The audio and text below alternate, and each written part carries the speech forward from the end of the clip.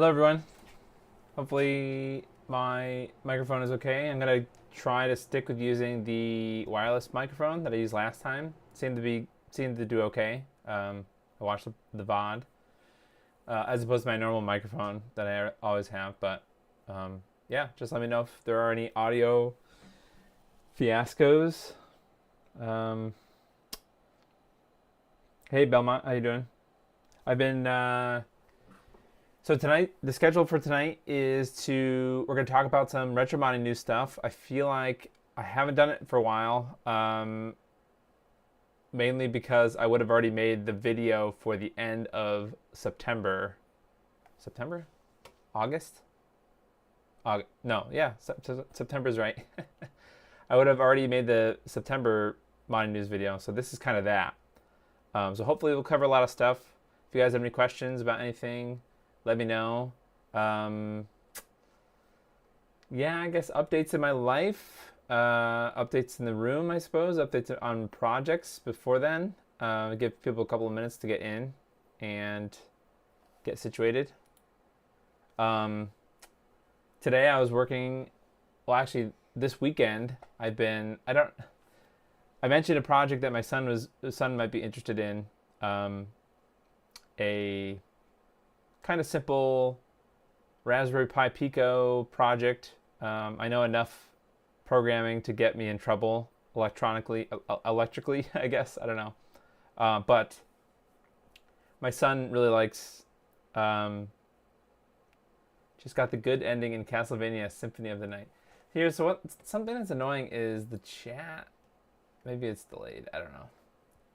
Oh, you think I'm hot, Newman? Nice.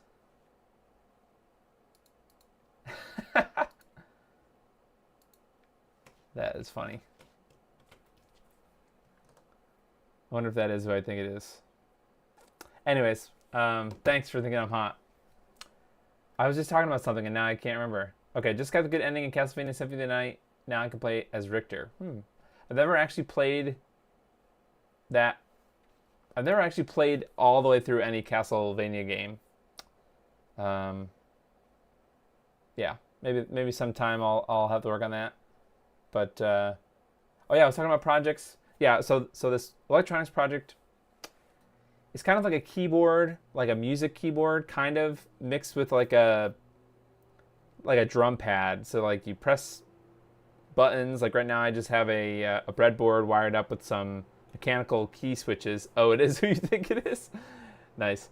So I have these mechanical keyboard switches, and they're wired up to this Raspberry Pi Pico. And when you press them, eventually, I still have to order this amplifier and a little speaker thing. But when you press a button, there's this library. So this is all going to be coded in Python. I don't really have that much experience with Python, but the Raspberry Pi Pico, you can run something called CircuitPython, which is like, there's a bunch of libraries, and I think this is developed by Adafruit.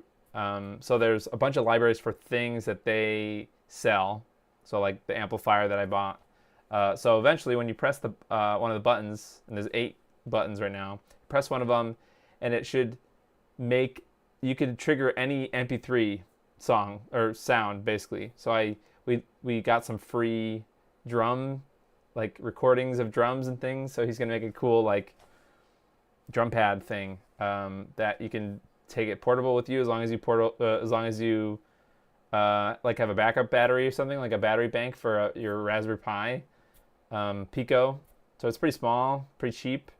So I don't know. I've been working on prototyping it on a breadboard now, but I have to wait for this amp module.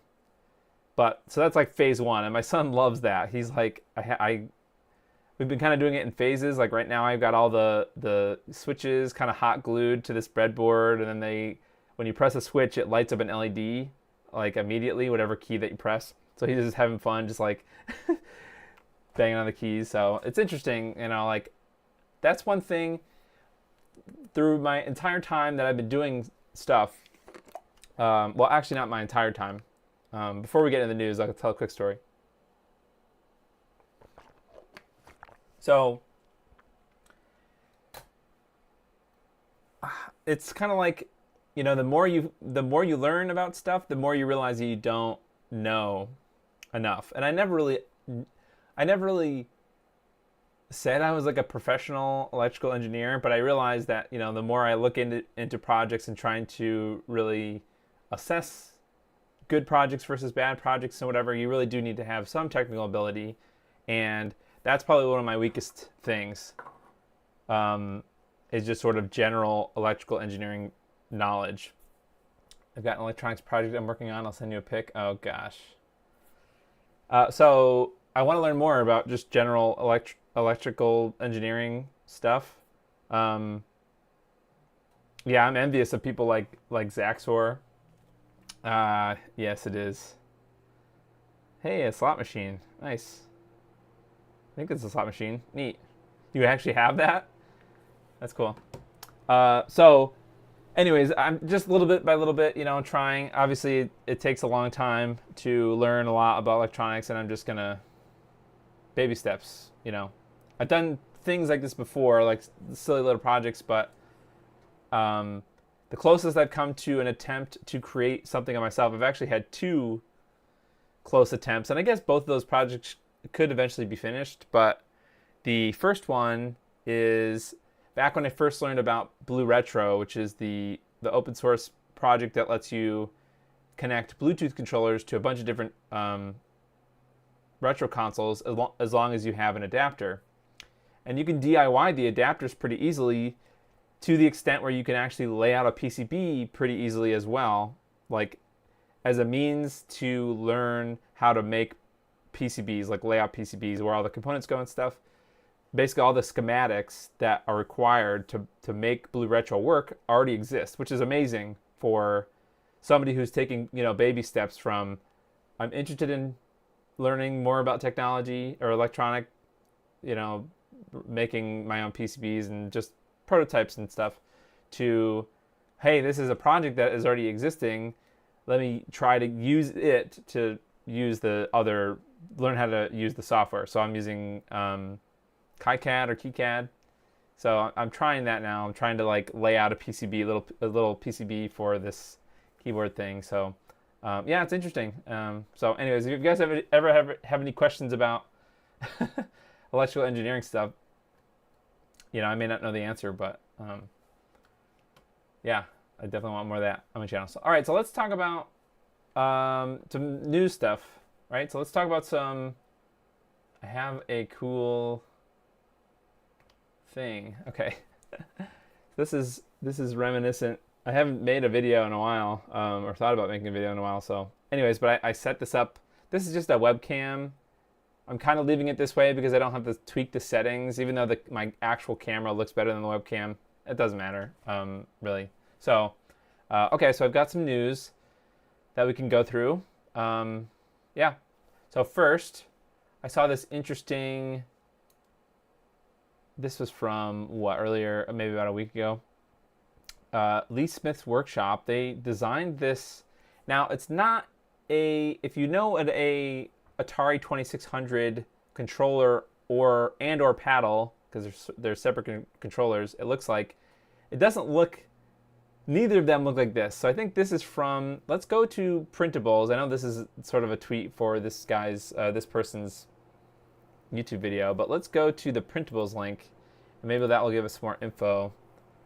I remember seeing, oh yeah, it was this, I believe they called it this, oh, Atari 2800? I don't know what this is about, but it says something about a Sears combined joystick and paddle controller. So I think this may be an existing controller that they're basing it off. Actually, let me see if I can find it.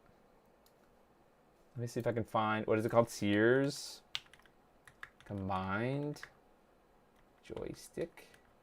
This is not going to come up with anything, is it? Joystick and paddle controller. Wow, OEM Sears Video Arcade 2 Joystick Paddle Controller. Wow, eBay kind of had one immediately. Okay, so this is what the actual original controller looks like. So it's got buttons on either side. It's got a paddle or a rotary encoder in the middle. And it's got the cool 70s or 60s stripes in plastic. in like 80s, I suppose, too. So this is what the controller looks like. It's pretty basic, but if you know anything about the um, real Atari 2600 controllers, they're not very good. So this is pretty interesting. I never knew that this controller existed, let alone a project that somebody was designing to reproduce them. So as far as I know, this is entirely 3D printed. There is a PCB, it looks like, somewhere. You can find it on PCBWay. So let's click through to that. It seems pretty basic. Probably just to wire up the switches and the rotary encoder or something. Get everything wired together. So I thought this was pretty cool. You could 3D print the case. So I may look into this because I don't know. I'm not a huge fan of the original 2600 controller, so I figured I would show you guys this cool controller, Atari controller. All right. Yeah, it's a wild world, Belmont. 3D printing is like it's its own hobby and its own like. I think with 3D printing, there's this, like a curve of satisfaction, I guess, from your 3D printer. So like if you first get your 3D printer, like when you first start using it and like you start finding models and it starts printing okay, you're super satisfied. You're super happy. And then you start noticing things like maybe your printer isn't the best, so it starts to get, the prints don't come out well, or maybe you start to get perfectionist and you're looking for the best settings for everything. So like the amount you know about your 3D printer makes it less enjoyable, I feel. And then maybe eventually you get to a point where you have a stable enough printer where it is easy to print off things and you don't have to tweak everything all the time. But then your satisfaction goes back up. But there's a giant curve of I'm not happy or I'm happy when I first get it. And then when you stop giving a crap, you're happy again. But in the middle there, it's brutal. Yeah.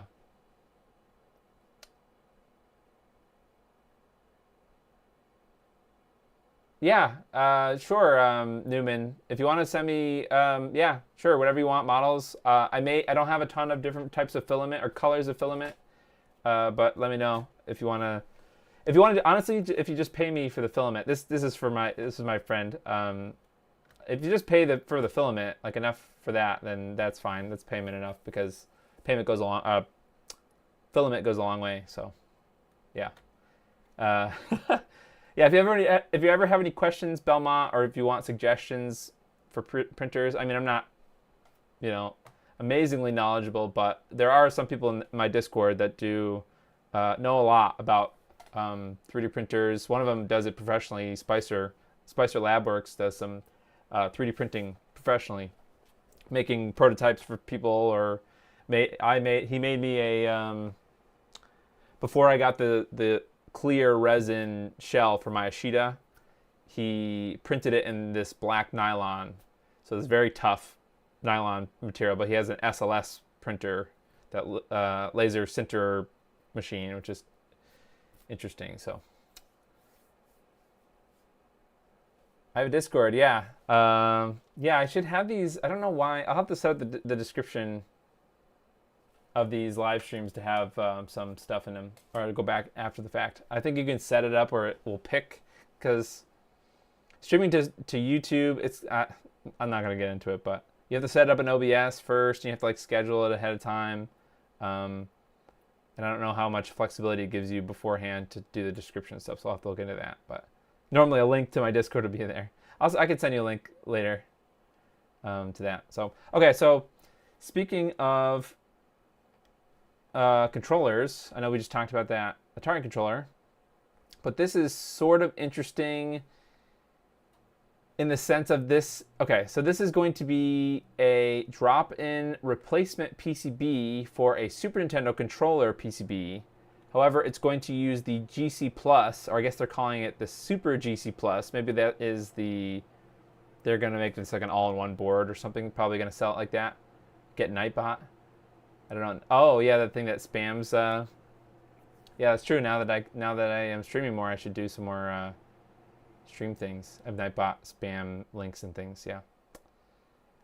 So if you either watched the Ashita video, the handheld Wii I made, a lot of the parts from there were made by 4-Layer Tech, including one of the parts from there was the GC Plus board, which is essentially it's like a game. It says it's a GameCube controller emulator, but essentially it's just a PCB that you can wire up switches to, and you can just make a GameCube controller with other switches, if that makes sense. Like you can add your whatever buttons that you want, and then this board kind of says like, hey, now I'm acting like a GameCube controller, and you send out inputs that way. So I don't really think this is going to be a lot of effort on their part to develop one of these, but it's interesting. I think the real use case is probably going to be for Game Boy Player using the Super Nintendo style controller for playing Game Boy games from the Game Boy Player. So I think that's really cool. I like the form factor of the Super Nintendo controller, especially with Game Boy, Game Boy Color, Game Boy Advance games. So I think that'd be really cool. Ping cord. Yeah, I've seen other people have bots that spam links and stuff, but I just haven't set that stuff up. So yeah, I'll have to look into that. It's cool. Okay, so that's kind of it about this. I don't really know if this is going to need to be. I don't know if you're going to have to solder the GC Plus on top of it, because the GC Plus solders on top of other boards to build the Ashita, or I don't know if they're going to sell it as is, like with the cord, so you can have, because I think you'll also need a GameCube controller cord as well. But you can convert a Super Nintendo controller to that. So I thought this was a pretty cool idea. Not sure how much it's going to cost, or do they say anything about it? It's made allowing. Wow, you can actually use RV loader. It's interesting. Actually, this might have a lot more advanced features. Oh yeah, okay. Here's the kit. Oh, it's for sale already. I didn't even realize that. Wow, this would make a cool mod episode. Should we build one of these? Now we can play some. Oops. We should build one of these and then play some Game Boy on the GameCube. So yeah, it looks cool. I mean, there's really nothing in this PCB other than that this is the actual GC Plus existing thing, and this is what, a speaker? Rumble? Is that Rumble? Don't know. That's interesting. So cool.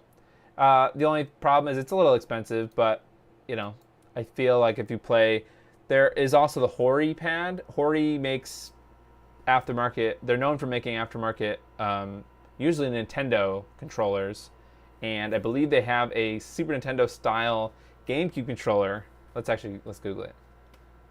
That looks kind of similar. So this might be a cheap way to get one of these Hori GameCube controllers. Yeah.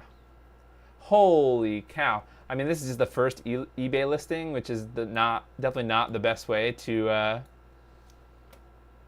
learn the actual price of things. But yeah, so I mean, the only downside is it does not have the same layout as the GameCube style face buttons on the right. So if you can get over that, then it seems like it'd be similar.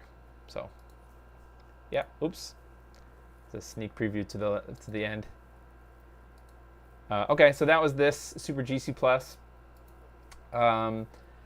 Next, I wanted to talk about this. Well, actually, I wanted to. Is there no?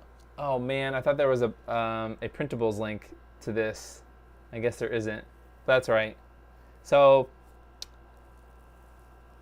Jeff, it looks like Jeff made a VGA adapter, like a universal VGA to PlayStation 1 portable screen thing. So you can, it looks like you can input anything that is VGA to, or unless this is the RGB. Oh, okay, it's the RGB. It's RGB. What? Over VGA. So, oh, it's modular. So I guess you could put whatever you want. It's like you're adapting this thing to this PlayStation 1 screen. I thought this was cool. I have a SNES controller that won't work. Yeah. Yeah, that seems like a good idea if you've got something that's lying around that you don't care if you swap it out or whatever. Or I wonder how. See, that's the thing. I was thinking about this the other day when I was talking about the Sega Saturn replacement boards from Apito. So like the whole drop-in replacement for that. It's just like doesn't exist that you can get aftermarket shells for OEM controllers. The PSIO toilet seat. It looks like zoomed in. That's funny. So it's kind of a bummer that people don't make. I know we're starting to get a lot of decent aftermarket shells, like console shells, to completely replace shells, but it doesn't include the controller stuff. So to me, that seems like it would be useful because then you're not like wasting a new or an old controller. It's a completely new controller. So maybe in the future people will have to develop the plastics too, controllers and stuff. Imagine the day when like you can't get an N64 controller or something. It's like all the N64 controllers are busted. I don't know. I was thinking about that. So, yep, this is a crazy idea again from Jeff. There's no printables link or anything or GitHub link for more information yet. Anyways, but that's very interesting how you can utilize the PS1 screen toilet seat.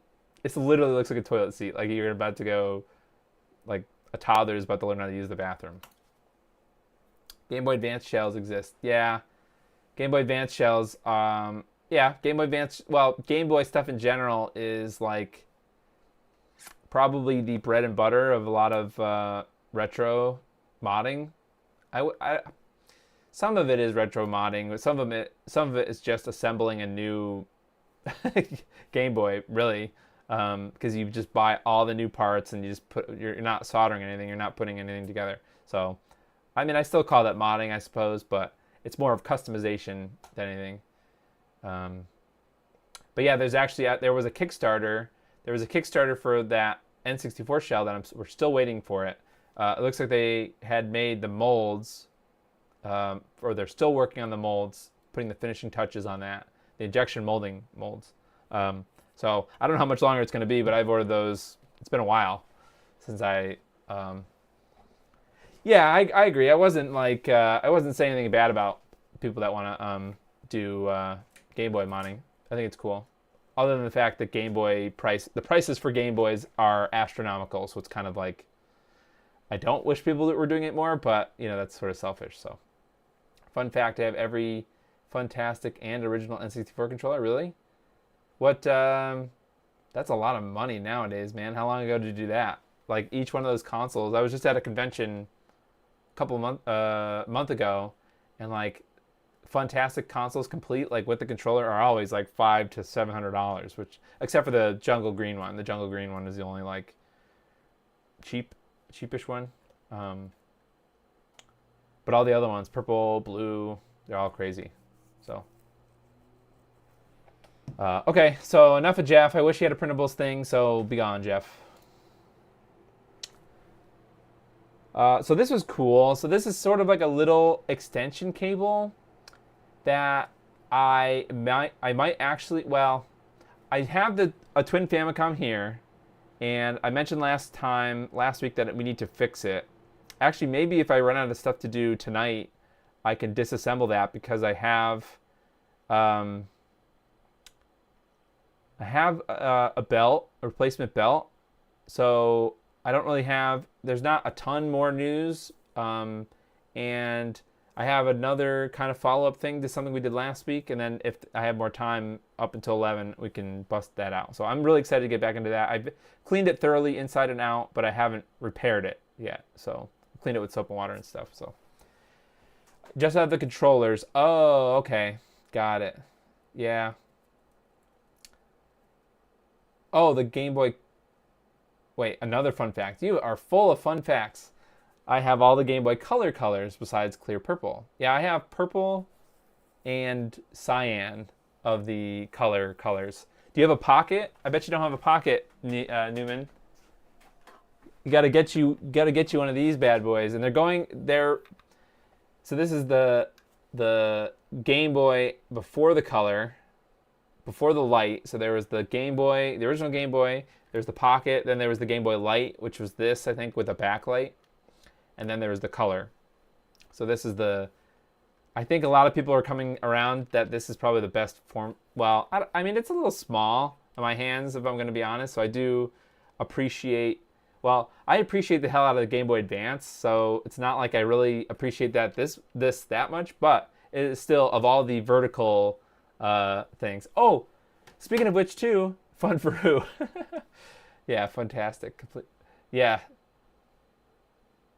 Just a console and controller. Yeah, I mean, even then, if you get to somebody... So maybe it's just a thing of, like, at conventions, they're really expensive, but it's usually, like, at least $500 for just the controller and the console. But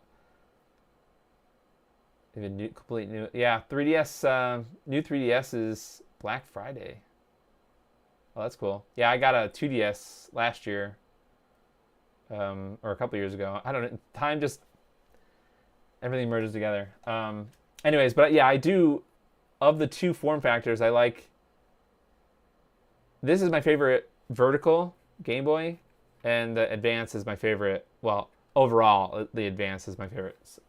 Speaking of things that you hold like this, I got an analog pocket. I was able to, right away, right at whenever the time was, 1 or 11 or something, when they released the pre-orders for the new transparent consoles, I was able to get one of the purple ones, Atomic Purple.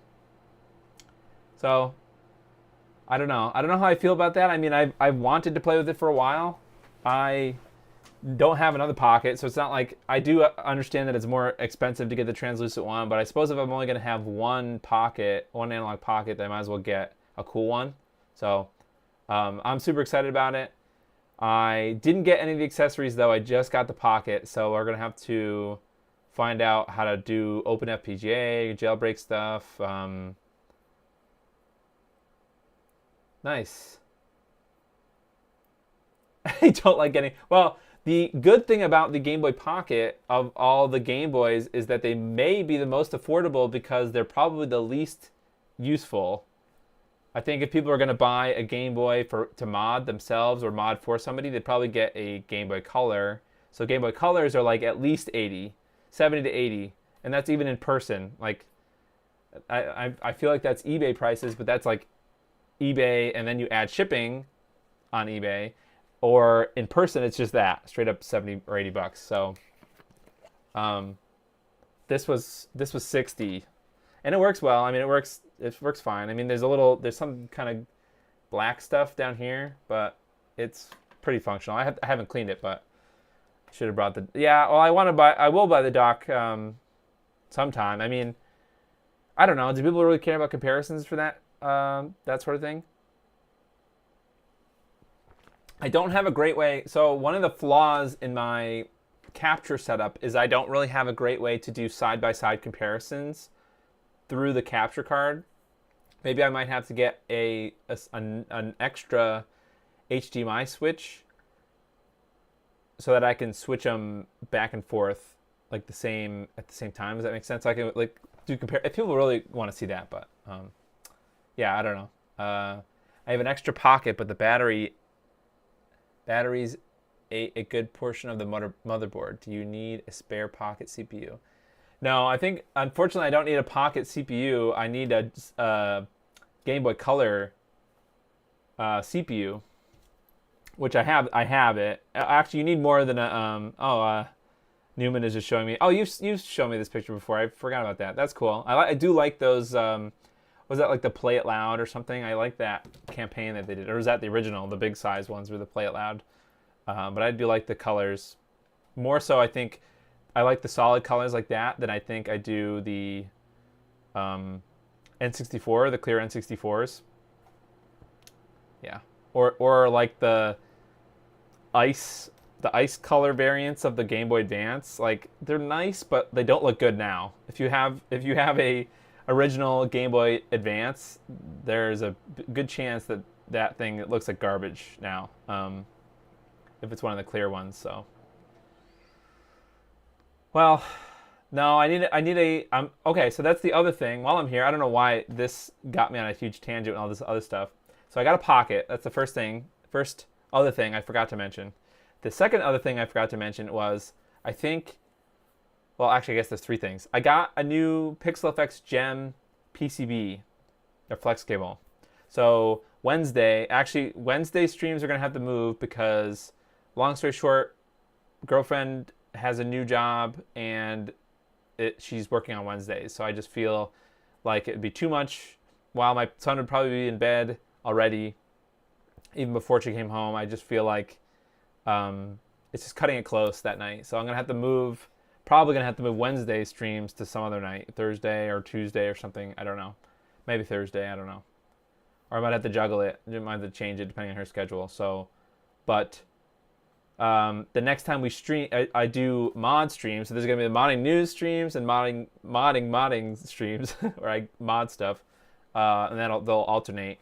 So the next one is gonna be the Gem. But then I also ordered most of the components to build the Bucket Mouse GB, the Game Boy Color inside of a Game Boy Pocket form factor. So there's a lot of components to hand solder. I don't know why. I probably should have had PCBWay assemble it, but I ordered the whole bill of materials. I ordered all the surface mount components, and there's a lot of them on that board. So got a long way to go to put that together, and then I have a Game Boy Color, a complete Game Boy Color. I wish I got a worse off one. So if anyone has a Game Boy Color that's Garbo, and you don't want to fix it, like the screen's in really bad shape, but you kind of think it works, even if you don't 100% know it works, the CPU and the PPU are probably, or the CPU and the whatever else. I think you just need the CPU. I don't know. If you think that part is fine, then I'm looking for a cheaper way because I really don't want to butcher. But you do need a bunch of the other things from an original Game Boy, like Game Boy Color also. Well, actually, some of the parts are shared. It's like the volume switch, the extension port, I don't know if actually the contrast knob is the same, but you need some things from a Color, Game Boy Color, to go into the Bucket Mouse Game Boy Color Pocket. I don't remember what it's called, but only about 7 weeks left in the concrete season. Oh, that's cool. Then you're off for 5 months. Do you do unemployment? I don't know. This is a random question, but it just made me think of my brother-in-law does like that kind of contract work stuff, and I remember a while ago he used to get unemployment when the season was kind of over. You don't have to answer that, but it just made me think of my brother-in-law. Saving all your projects. Yeah, that's the problem. You get gung-ho on things, and then maybe you kind of fall off of modding for a while, and then it's hard to get, if there's something that's kind of rare, like Analog Pocket or something, you have to always be in it, even if you don't want to be in it. Keeping an eye on retro, you have to always have your eyes open. You need to get all the BOM for OpenTendo. I may have to ask for help with that. Yeah, so the BOM is pretty good with OpenTendo. The only problem that I ran into from the OpenTendo build was do not use the crystals, the clock crystals that are mentioned on the BOM. They didn't work on my build. You'll have to just steal the one from the original NES and swap it over. But it doesn't matter anyways because you need an NES anyways, because there's other components on the NES motherboard that you also need to swap over. So it doesn't really matter. But just keep in mind that you should use the crystal from the original. Yeah. Make glass pipes on the side. That's Belmont. Yeah. I see you, Belmont. Okay. Cool. So yeah, that's interesting. Yeah, that's cool. All right, let's get back into some more. I don't know if I satisfied the tangent. So I have all this stuff coming, stuff for plenty of streams, plenty of streams worth of stuff to do. So yeah, we'll have to see. We'll have to see where we want to go in the future. Okay, let's get back into Twitterland. I had the same problem with Crystal and had to ask Red why my image was black and white. Yeah, I don't know if they necessarily make the type that's compatible. I don't know if it's a compatibility issue or it's just a, it's not quite the same as the original Crystal, so I don't know. Yeah, DM me, Belmont. Yeah, just DM me. or on Discord, whatever. Discord or Twitter. I X, you know, whatever. Okay, let's get back to this. So this made me think, this is why I went on a giant tirade about the NES back there, the Twin Famicom. Well, we can dive into that in a little bit. But this little adapter, it's just what is in this first picture here. It's just this little cord that plugs into the back of the AV Famicom, and I'll show you that when I dig it out. There is a little mess of wires on the back, and this kind of plugs into that, and then the other end plugs into the FDS key, which is the disk system emulator that we've seen recently. So this is kind of a sleek way to connect your FDS key to a Twin. I believe it's only for the Twin Famicom. I don't think it works with any other type of. I don't think it works with the original Famicom and the disk system. I don't think it works with that. So, but I'll so I think this is pretty cool. I mean, I guess the cool part about having the Twin is that you can actually use either carts, a flash cart, or discs. So being able to use the disc as an emulated disc, I don't know if that makes it whole. But it looks like there's some kind of a slot.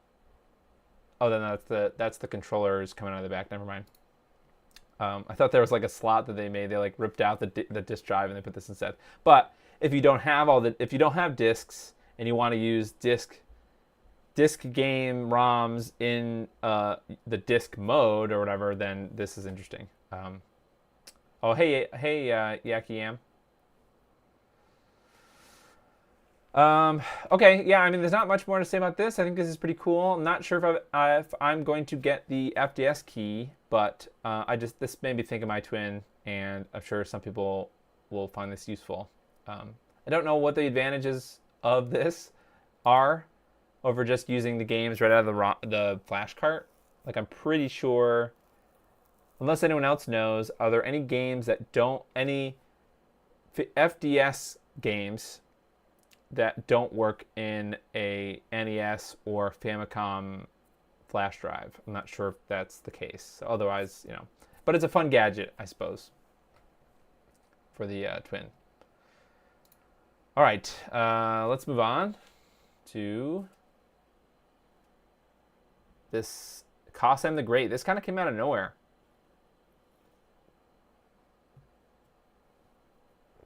If you want me to, Newman, you can, we can do that. I actually have, if you're interested in buying the mod from me, I have the HDMI mod as well. I have it's called what is it called? What is the Dreamcast from Pixel Effects called?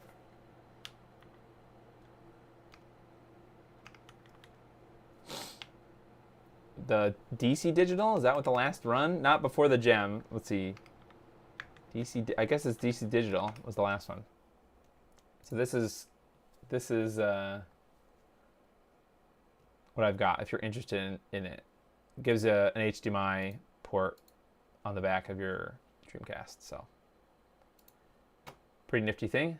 Yeah, DC Digital. Okay. Too much shit. Yeah, I know, it's hard.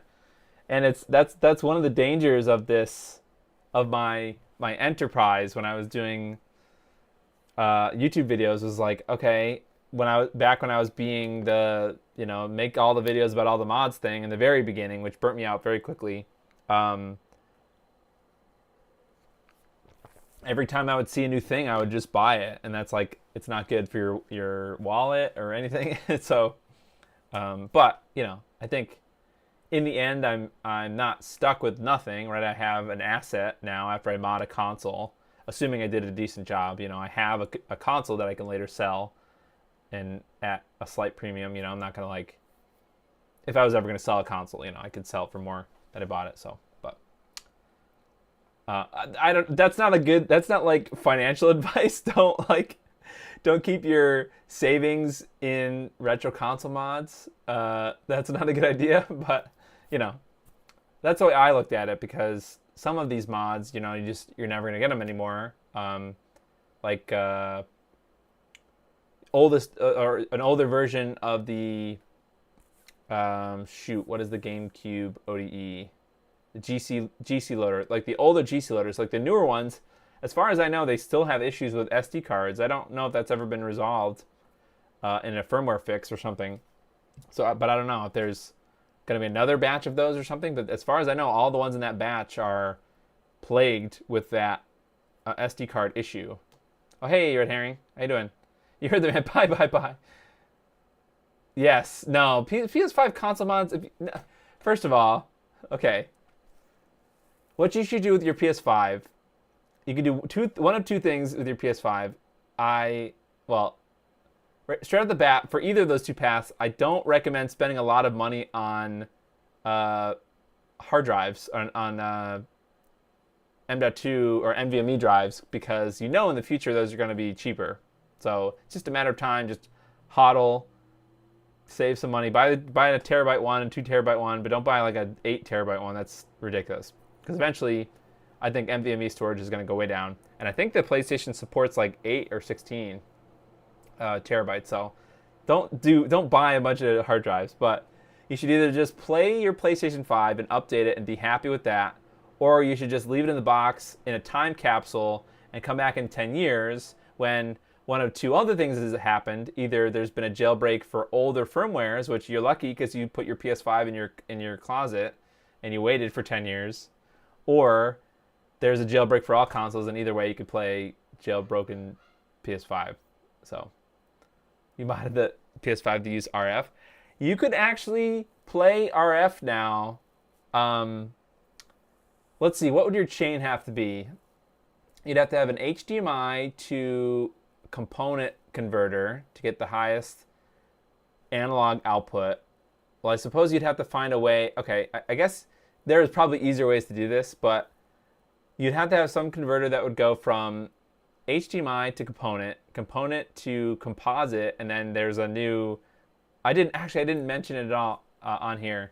Mr. Add-ons released his new composite to RF adapter that actually spits out RF video if you give it a composite video signal. So you could go from HDMI all the way down to RF with just adapters now. Crazy.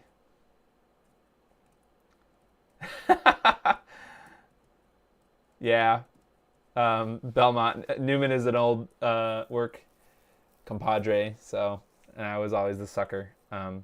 Okay, so let's talk about this. I think I'd never heard of Cosm before, and I looked at their profile. I don't like search people's profiles that much unless it's a really sick project, and then I go to your profile looking for other sick projects.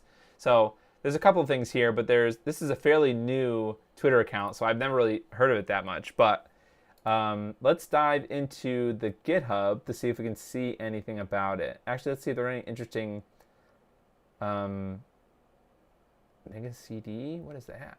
Oh, that's the replacement CD. I think we talked about that recently, maybe. Yeah. PS5 on a 1976 beam. Oh yeah, that's the an agile modulator can beam composite video for about a mile around your house. Nice. Play PS5 on your Game Gear and a TV tuner. This is not meant to be. You're not meant to develop an HDMI to RF converter and sell it to people. You're not allowed to do that.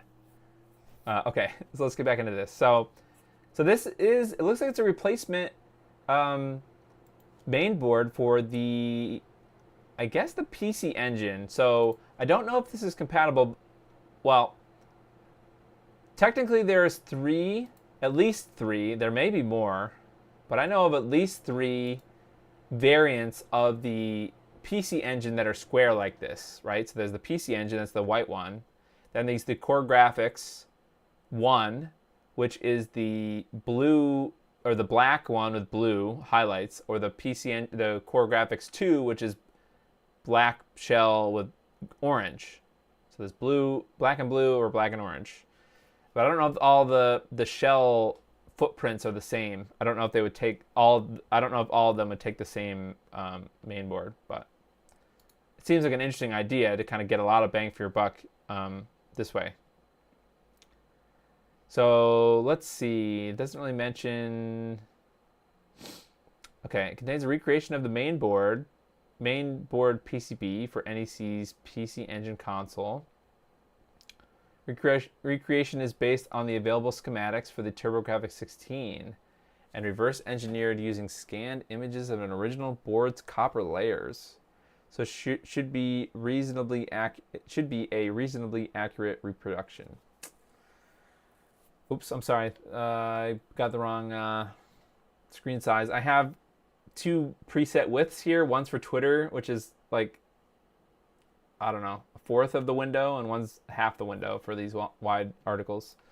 Let's see if there's anything. So it doesn't sound like this is supposed to be. It's not like marketed as a complete one-to-one in the same way. Let's see if we can find some pictures. In the same way that, really, is there another pictures? Some Gerbers we could send to. Guess the pictures are just in the tweets. I wish I could see the thing better. Okay, well, yeah, I wanted to kind of see side by side if this was, because I think part of I think this person did a good job, right? I'm not saying, assuming it works well, right? So that's assuming this actually works. I think this is a cool idea to begin or to further the idea of create projects that have all or try to map out original consoles, all the boards for an original console, just to be able to get the information written down somewhere, right? And so that is pretty important for these mainboard, in my opinion, for these mainboard reproductions. That's like the number one major W. Besides, hey, you can order a new replacement if you have a PCB that's damaged or something, you can replace it with that.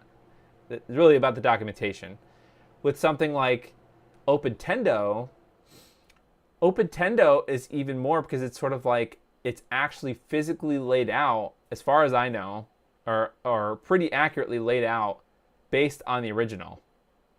So that's sort of useful for things like debugging issues with real consoles, because some of the issues might be how the traces were originally laid out on that specific model.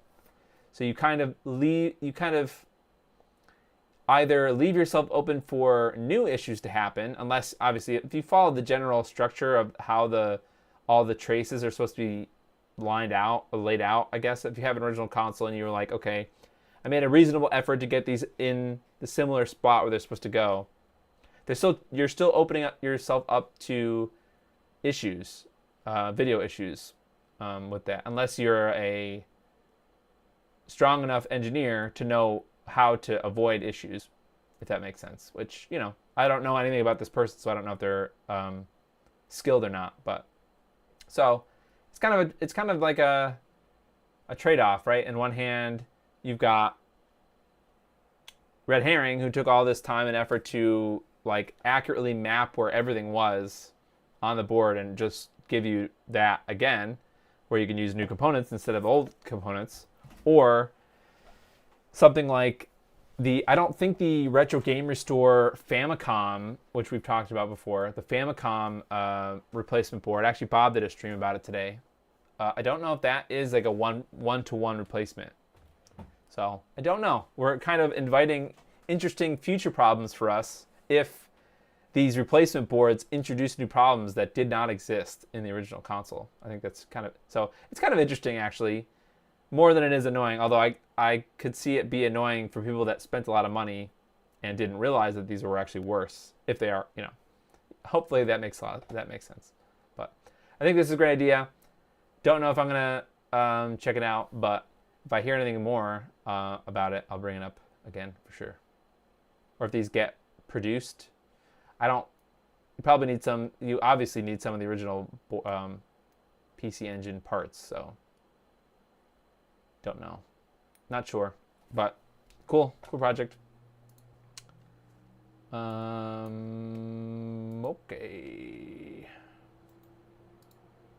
Okay, so let's talk about.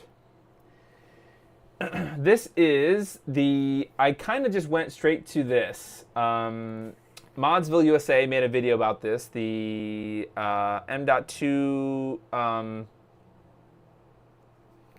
M.2 SSD for the Slim PS2. So it sounds like the Slim PS2, even though it has no physical spot for a hard drive, and we're talking PS2 years, so the fat PS2 had the large 3.5-inch hard drive bay, so there's no way that there was any storage small enough to fit into a Slim when the Slim was released. So in a nutshell, I think this project was a way to introduce some kind of storage using the IDE interface. I guess there is an IDE interface on the board, even though there is no physical spot to put a hard drive. This project kind of adapts the IDE headers that are on the board still to work with a SATA still hard drive. So these M.2 SSDs are SATA and not NVMe. So that is the kind of large asterisk. And so this is not the first project that uses SATA SSDs. I know that there's the M.2 loader, the future M.2 loader, which is going to be using a M.2 SSD on the bottom of a GameCube for lots of storage. So we're kind of like, I'm okay with that. I like that idea. I like the idea of using new and relatively low cost storage and relatively long lasting. I can't say that it's going to last forever, but it's pretty good length, or replaceable if you run out, if things die or something, to add storage to these consoles. So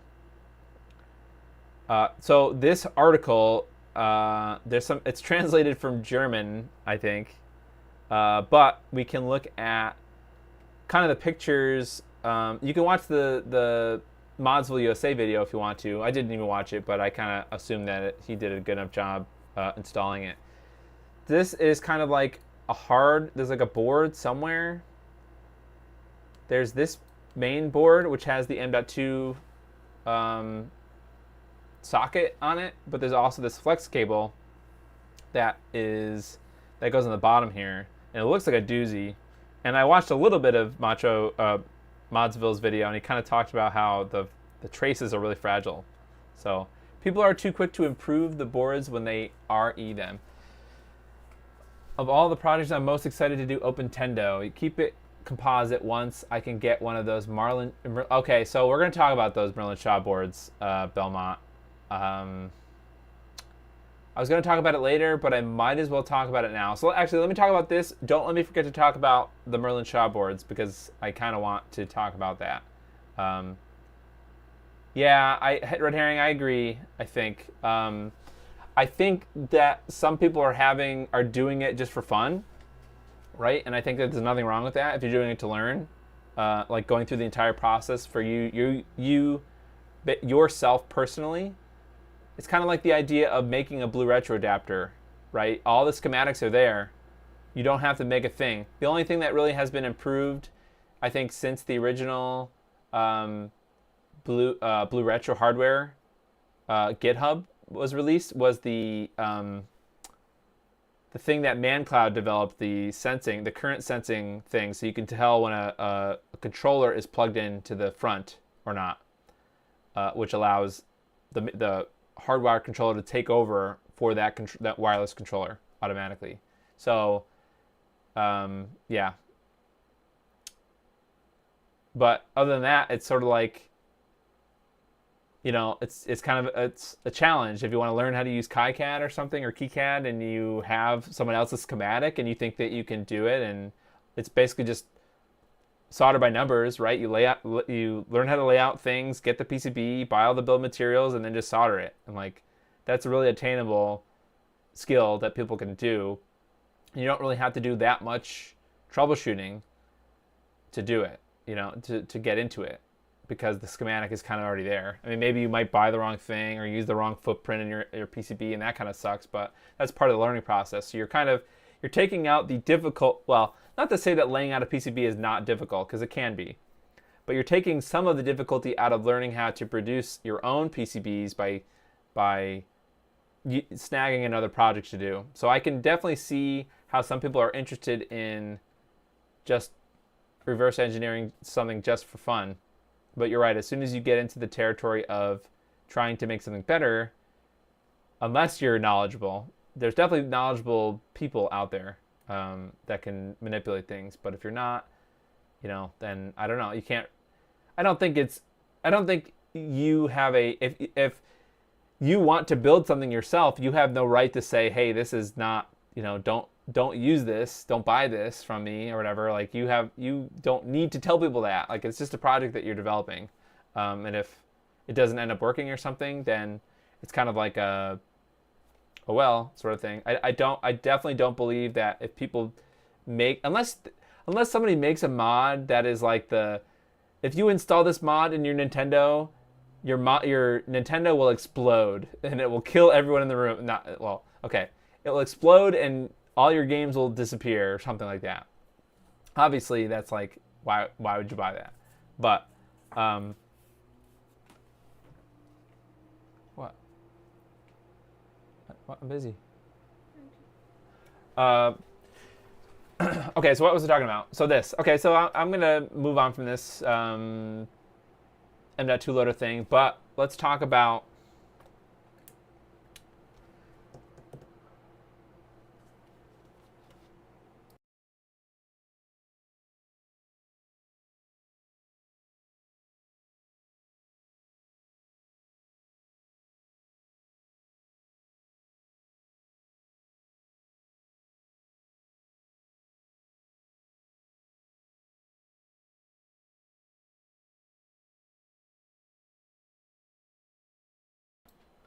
okay, sorry. So last week, at the end of last week, or no, it wasn't last week. I can't say that. Wednesday. At the end of Wednesday, I had a little bit of time, and we installed. Merlin Shaw had sent me. This is NES Revival Classic Power Board RCA Edition 2.0. So this is just the normal one that has a barrel jack. For stock power. I think it's the stock power. I don't think it only accepts, it says 9 to 12 volts AC or DC. And then it has just composite here. And then it has dual mono here. So already broken out. The problem, my first one is it died over... I was able to use it for a few days, and then I kind of forgot about my Nintendo or didn't want to play it for a while. And then when I came back to it, it was dead. And that was like a month or two difference. I had this installed, and I didn't test it yet on Wednesday. I got the cords out and stuff on Thursday, or maybe a Wednesday night after the stream was over. I got all the cords out to test it. Thursday, it was dead. It didn't work anymore. This is the newer version, one of the newer versions. So, and I've also had anecdotal evidence from somebody else that their Merlin Shaw power boards also stopped working. So, I don't want to get Merlin Shaw in trouble. Like, that's not the point that I'm trying to make. I guess the point is that maybe I need to do a better job before, well, you know what's, okay, I'll get back to that point. So I don't know if these Merlin Shaw boards are good in the sense that you should, like, people should be going out and buying them. If you want to buy them to test it or give them feedback or something, sure. But I don't know if I recommend buying them at all. Especially since they're not, well, I don't even know if he's selling them right now. I think I knew on his Facebook or something that he was taking a break. So I don't know if they're doing anything right now. But I would try to at least, maybe if you have bought something, see if you can try to get some money back, or just see if yours works still. Like if you installed it, if you bought one and installed it or didn't install it or something, install it and then see if it works. But I have a feeling that so it's not necessarily just a feeling. So I reached out to, or I don't know if I reached out to Zaxor, but I told Zaxor about it, and I asked maybe if he could look at the layout, the PCB, and see if he can tell if anything was wrong with the Merlin Shaw boards. And I'm just talking about, I think there's really two boards that I care about. I don't necessarily care about the USB ones because I always want a console's power plug to never change. At least I think right now, right? So what Mr. Adams is working on is a USB power delivery cable that adapts USB from one end to the barrel jack on the other. So it's different than messing with the electronics inside of an NES. Mr. Add-ons is doing something externally to the NES. The NES still has its built-in voltage regulator stuff. I'm kind of against people that are going into that power circuitry now and messing with it. I do know that Retro Game Restore made that one for the Famicom recently, and I don't know how that one is performing. Maybe I should look into that because that's kind of like the analog to the NES power board is the Famicom power board. So I don't know the quality of that board. But I asked Zaxor, and he gave a bunch of technical reasons why the layout of the PCB for the Merlin Shaw boards was not correct. It was not like it was off. It sounded like it was not off by a little bit. It was like a not understanding how to implement some of the circuits, the power circuits, correctly. So I hope that doesn't come across as negative or mean. Obviously, it sucks. I really wanted to mention it. I needed to mention it because I have been talking about these things for months, if not maybe a year. I don't know the first time I saw Merlin Shaw board and talked about it. But we kind of have to take a break on Merlin Shaw boards, I think. It's unfortunate. I wish they had worked out. Not like I wish they worked out because anybody who starts any project, I want to see them succeed. Right now, I'm not getting any money from Merlin. He did give me the boards for free to use, but he's not. I don't have any like sort of affiliate link or sponsorship set up with him. So now the question is, where do we go? Where do we go with NES replacement boards? Ryan Brum, were you the one that mentioned last time, the last stream? I don't know if you had to. So it sucks. If you do have a Merlin Shaw board, I would see if you can try to get your money back. I hope it doesn't sink Merlin. Like, I hope it's not a ton of people that try to do this. Just be respectful, I guess. I guess it's sort of my bad. I think in general, everyone needs to have the same, even if it's from somebody who's a super prominent name, like Pixel Effects, or Dan, Black Dog Tech, selling the new GC loaders that had the problem with the certain SD card. It didn't load with certain SD cards. So even well-known names, you might get a lemon. I've heard some people have had issues with the Tim Worthington at the NES RGB, the new one, the 4.0 one. Especially the even smaller ones, like Merlin Shaw. Like, I don't think have made many of those, and I don't know if they have like a business that depends on it. Like, that's a different case. It kind of sucks that if you bought something and it doesn't work, but at the same time, like, that person also didn't have the intention of making these like widely available. Meanwhile, I kind of promoted them when I shouldn't have. I should have vetted it better.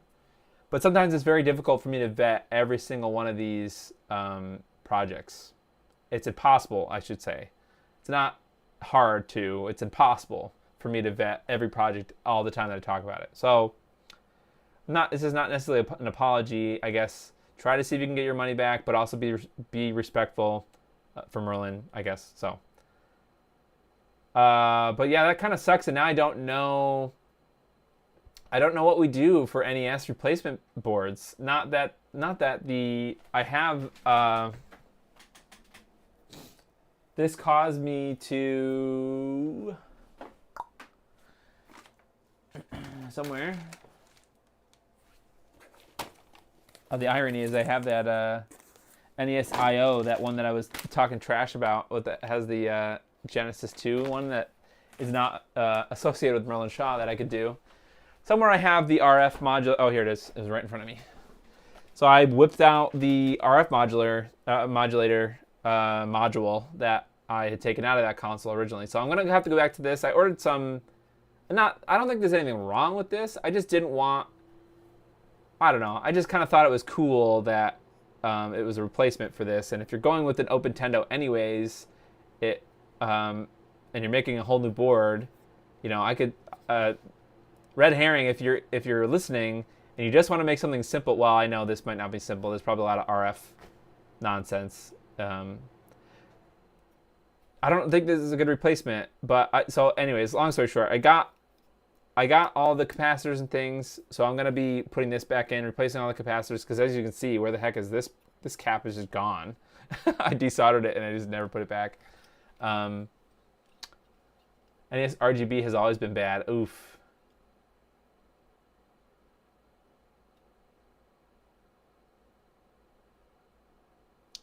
As your lawyer, I must say, all purchases made via recommendation are at the buyer's own risk, and any disputes should be addressed directly with the seller. Yes, I should have an asterisk at the bottom.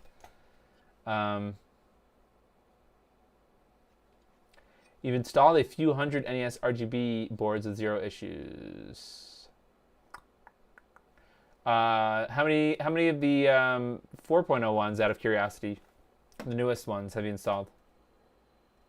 Yeah, the black PCB is cool. The Open Tendo. Oh, yeah. I know. Isn't that weird? Where it's like, yeah, I want to completely. Oh no, I won't say weird because I think it's really awesome. Much like we have all this customization with Game Boys and things. Why can't we have a custom every console? You know, reasonably. At least the 8 16-bit ones. Now, there's no issue with NES RGB. No, I've heard anecdotes of people saying that theirs wasn't working or something. There was some issue with one of the chips or something. I can't remember who that was off the top of my head, but there was one.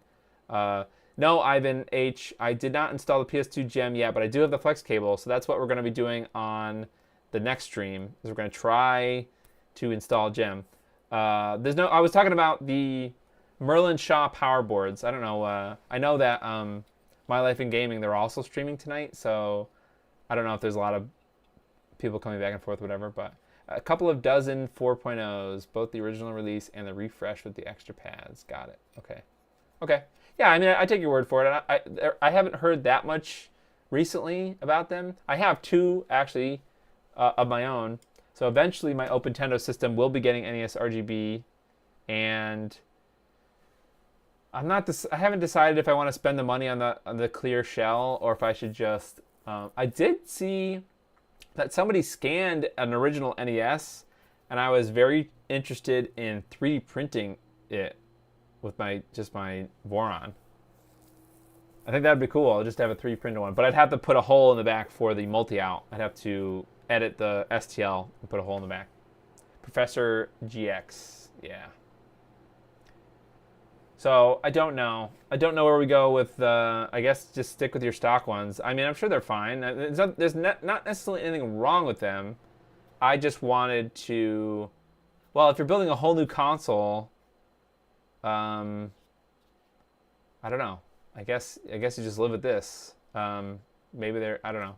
And this goes back. I was just like, oh, you can't make improvements to old designs. You start reverse engineering stuff, you make it worse. I'm like, I mean, yes, exactly, but. I think this well, so when you get the Necessity, which is a different replacement board project for the NES, it does come with a bill of materials and a replacement board. I don't know how good that one is. Dennis modeled it from scratch. Yeah, okay. Somebody, oh yeah, that's right. I can't, so there's too many people's names and they don't use the same names across like printables or this or that. Like there's different ones, so. They use different names, so and it's impossible for me to remember who is where and does what. But yeah, I figured it was somebody who was making other things. But yeah, I don't think it'd be too difficult to print that NES shell. If you're going with NES RGB, who cares about the RF adapter used? Yeah, you're right. You don't use anything. Yeah, no, you're right. There's no reason to, other than vanity, just making it look cool, I suppose. Not that this doesn't necessarily look cool, but all black PCB would look cool. Although then you're gonna throw a green NES RGB in it anyways. They never made a black one of those. So what are you gonna do? I don't know. But I guess I don't know if this is a teaser, but I kind of earwormed Zaxor. So Zaxor probably would be the only person that I know of that would be comfortable enough to make a designer replacement that might have just composite stereo audio or the broken out mono, dual mono, and just a barrel jack. I mean, really, that's all you need with the... Well, the other thing he was considering, and it's kind of if you think about it in the sense of if he puts a Saturn DIN, because I have the NES I/O.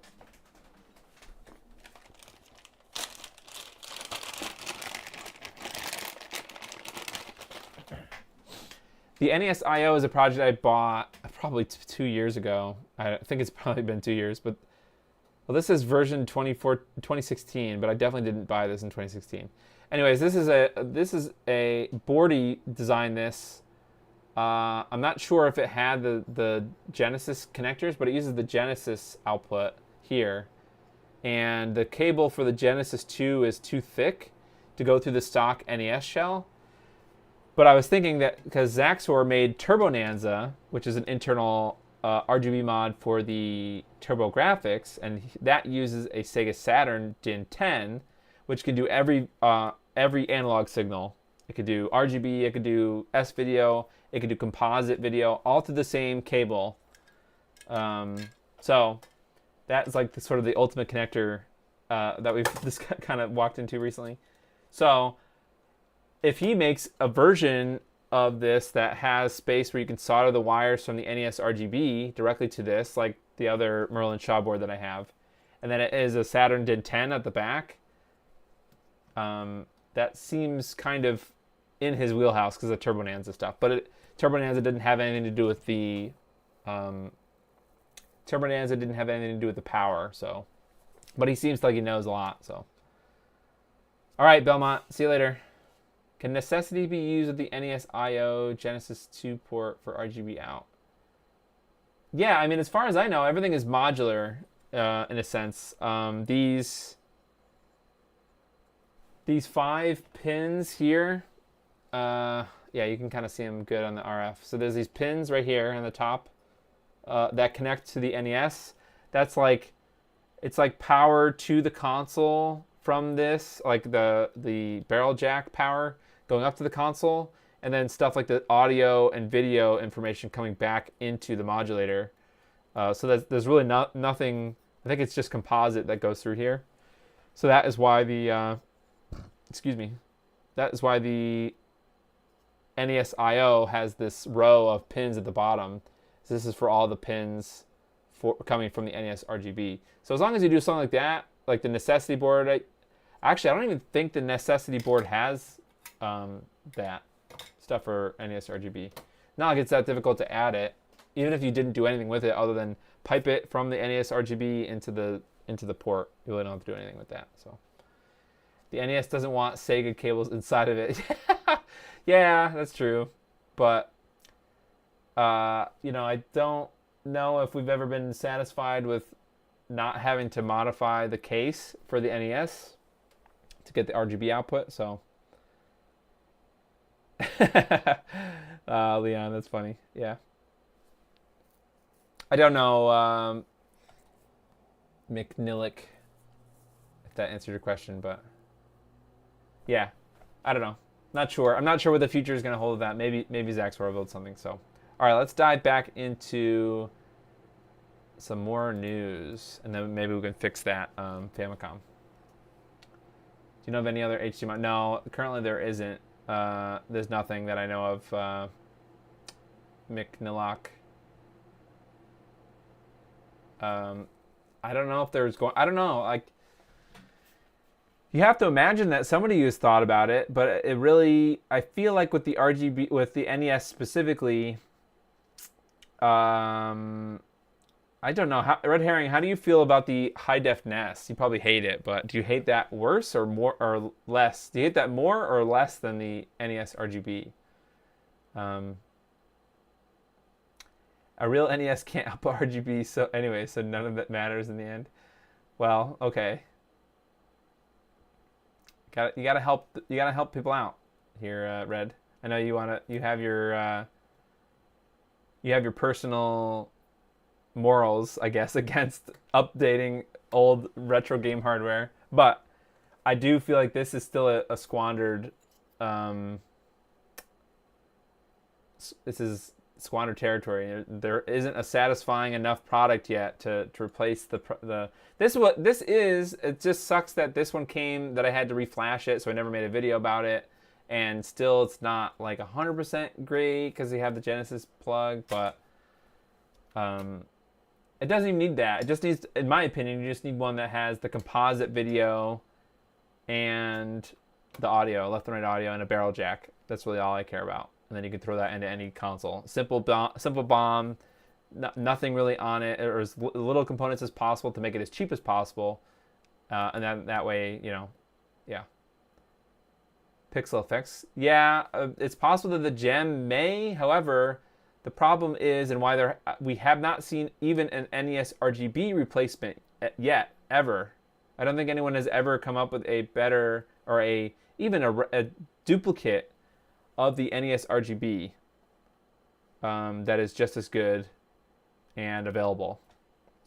So that is part of the nut, I think, that you have to crack to get to any kind of video output from the NES that's not composite, because Tim had to reverse engineer the PPU and the CPU to get that to work. So that means that Dan and Pixel Effects and the GEM stuff, they will also have to do that to get it to work in the NES. So I feel like that's why they're working on other consoles. Well, obviously that's why they're working on later gen consoles, but I still do feel like those consoles will need, or could use, an HDMI mods. Speaking of which, also, Stanislav, the creator of the Mega Switch HD, which is the the Genesis HDMI mod, that is somewhere in the mail coming toward me from Ukraine. So I'm excited about that. That'll be a big night. I hope I have the Genesis that I need. I'll have to look that up because it only uses one specific PPU. So I want to do that on the stream, so that'd be cool to do. The PCB in your hand is worse than you think. Are you talking about the NES I/O? Uses 5-volt Moretta switching voltage regulator. It creates a lot of noise in the RGB output. Yeah. Interesting. Yeah, I see that now. It's like this little board here. Huh. I don't know. Obviously, this has to be developed by somebody that has some skill. It can't be that. I don't know. I keep saying it can't be that hard, but it probably is hard, and I'm like just brushing it off. That's why I didn't really think twice, I suppose, about plugging Merlin Shaw's stuff, is because how hard it could be. Not again, I'm not trying to trying to say that in the best way possible, I guess. So, all right, let's get back to more news. So this is a quick thing. And a good alternative if you don't have your own 3D printer. I know that there are a bunch of Xbox printable feet, different designs for feet that you could print for your original Xbox. I printed out some. They're kind of cool because they have a hole for you to put the screw in. And it leaves the foot, well, the foot becomes the screw is captive to the foot, or the foot doesn't leave it's hard. But I also printed it in some TPU, some flexible filament. So it kind of gives you, one, the advantage of being able to take the screws out and put it back. And two, they kind of stay together, the foot and the screw, when you take it out, so you don't lose one or the other. But this might be a better solution even. I mean, I say a better solution, but it's the original Xbox foot with a hole stamped into it that is for your screw hole. So, yeah, this might be better because you are never taking the feet off again. You can just take the screw out, and it doesn't need to have the foot attached to it still.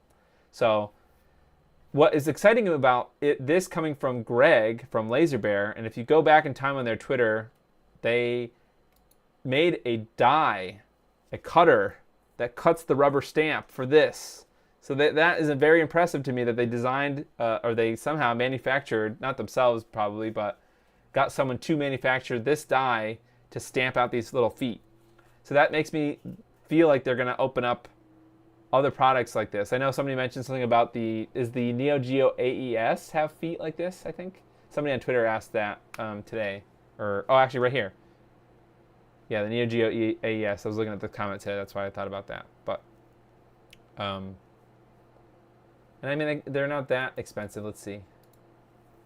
$6. I mean, it's a little expensive, I suppose, for a piece of rubber, but you're getting it from Laser Bear. So I don't know if that means they're going to open up to other rubber things, rubber replacement things. Like I could think of. I mean, that's pretty complicated, but something like the PlayStation 2 little rubber feet, or like the Wii, isn't there little feet that kind of come off? There's sort of a wide world of replacement things that you can use. A hole punch, yeah, that's a good idea, yeah. But then you have to. Oh, okay, you did it while it was on the Xbox. I'd be afraid of scratching the plastic, but I just lift the end. You never have to fully remove the rubber feet. Yeah. Sometimes I've had problems with that red herring where they don't stick back down again. But what do you do with the last two Xbox screws that rip through the labels? You just cry. I don't know. It's less about aesthetics and more about the utility coming back to it next time. But I have the fancy feet that say Xbox on the bottom of them. But you know, that's not it's pointless.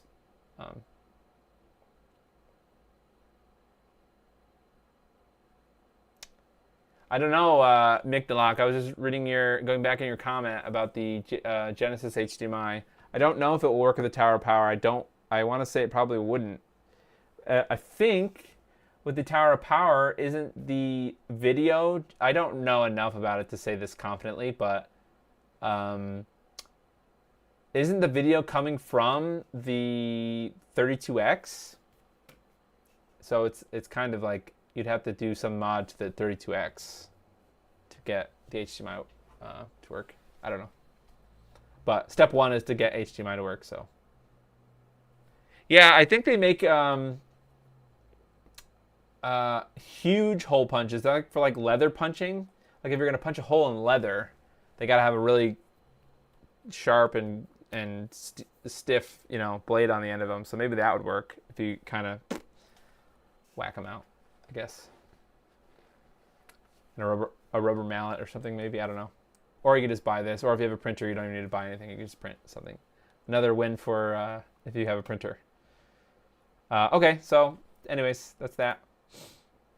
Okay, so let's talk a little bit about I hope Red Herring is still here. Oh, it looks like he is. Maybe. Belt punch. Yeah, yep. So I want to talk a little bit about this, and I'm not even going to talk about this tweet. So this is the Hyperkin booth at this Tokyo Game Show, this game developer thing, kind of convention thing I guess it's like 4 companies to kind of tell people some games that are coming out. But Hyperkin was there, and belt punch for fatties. Yeah, I actually have a hole punched in my belt that I punched. I don't even remember what I used. I think I might have used a knife. I don't remember. That was not a good idea. I should have got a punch or something. Yeah, I have it in between size of my belt buckle, and it's always been like that. So it's not like I'm not really gaining or losing weight to make that much of a difference, but it's in between where they were from the store. So it's like half a notch. Okay, so let's talk about.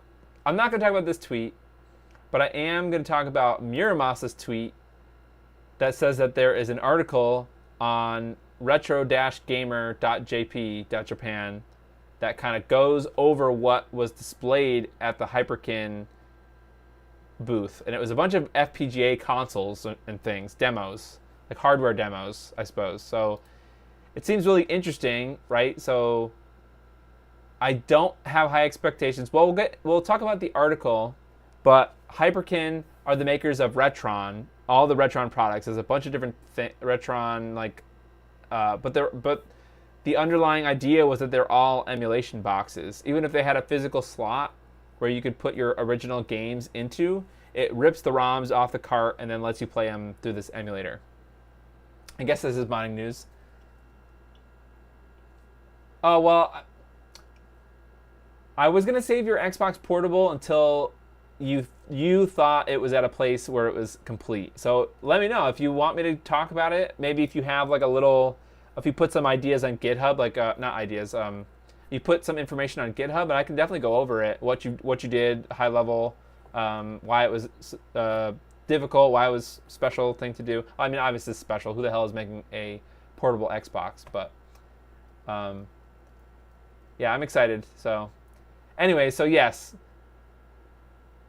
I don't have high expectations for pretty much anything that Hyperkin makes. That could be the end of a sentence. But they had this booth that had a bunch of FPGA stuff. So thankfully, this Retro Gamer article kind of saves us, and it's Google Translate to English, so there might be some typos and stuff. Or it might be some weird translation things, but we're kind of going to go through it. And there's a couple of, is this the person who is Retro? Is this Andrew Steele, or is this whoever wrote the article? I don't know. But we're going to kind of go through it.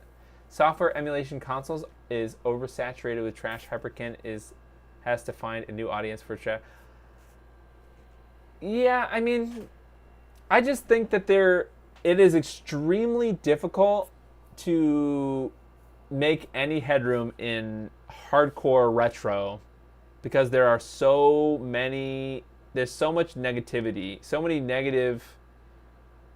If you are a bigger company and you design something and it sucks, or it just isn't the best, like doesn't have the best features compared to anybody else's project that's next to it, that is really not good for your image, right? If you design something and it sucks, that is why sticking with the cheaper things in retro, controllers or aftermarket controllers, probably taking emulators and just putting them in an ASIC and then wiring your slot to it, stuff like that. It's probably still pretty difficult to do, but it's a relatively low-hanging fruit because you can sell them for cheap, and if it sucks, then nobody cares because it's just another no name to them. Us, it's a bit, Hyperkin and Retron is a big thing because we talk about it a lot, but to the normie that walks into as I first saw, I don't live that close to a game store, a retro game store, somebody who buys and sells games. I live about 30 or 40 minutes to the closest one. But I remember every time I go in there, they basically have just walls of controllers. Like when you walk in, this is nothing but the Hyperkin replacement controllers, and it's like it's good for the shop because they're cheap and they work, right? They are working controllers, but I don't know. It's difficult if they took the steps to get into this sort of thing where you're making FPGA replacement consoles. There's a lot of risk for them. So I think the underlying idea in this article is that these are just tech demos and that this is no indication that they're working on a product. However, it's really interesting that, well, I guess the most interesting thing is this is not necessarily Hyperkin. I don't know why Hyperkin is necessarily involved at all because there's this, unless this is an article for a different thing.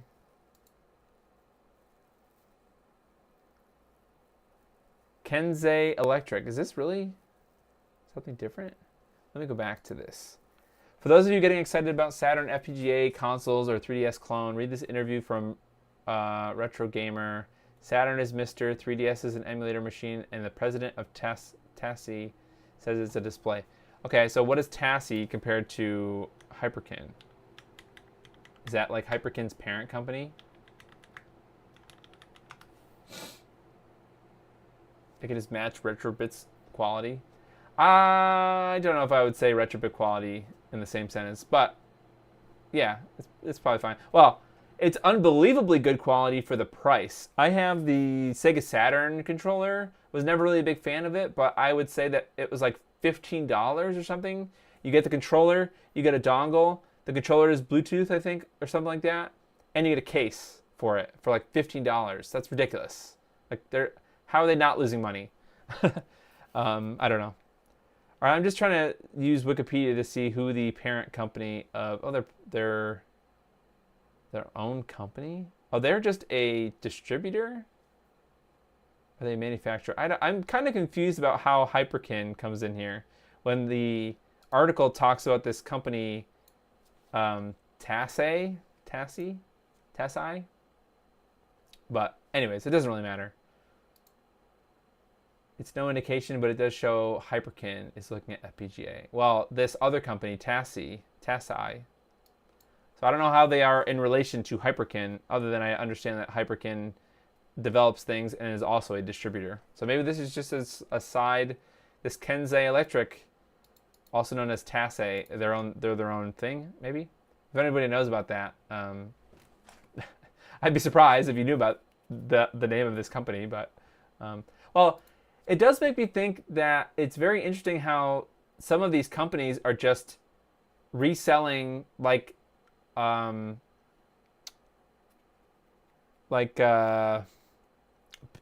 Bitfunks for I don't think they make everything that they sell.